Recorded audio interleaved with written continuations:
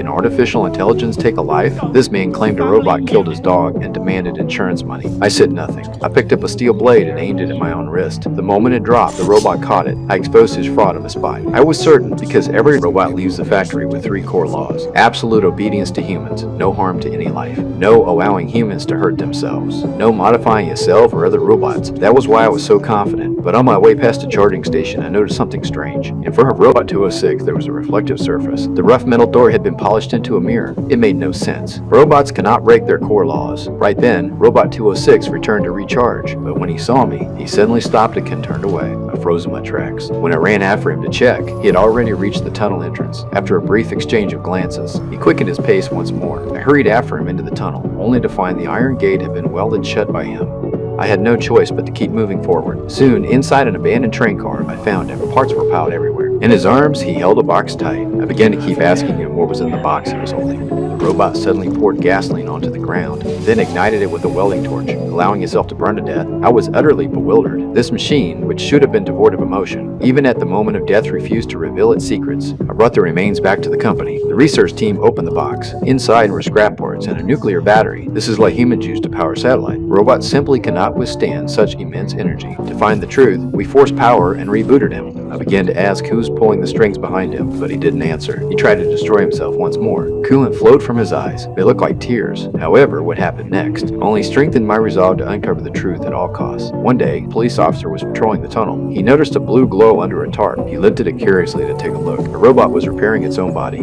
The officer was stunned. It was upgrading itself. That clearly violated the second law. He drew his gun. Who would have thought the robot raised its hand to surrender? That gesture only strengthened the officer's resolve. Soon, the robot was sent to our company. I was assigned to investigate. Inside, we found 24 parts that did not belong. The mechanic said someone altered its code, but to me it looked like the robot was evolving. To prove it, I went back to the tunnel that same night. In the corner, I found a hidden compartment. Inside, another nuclear battery. It was clear these robots were planning something.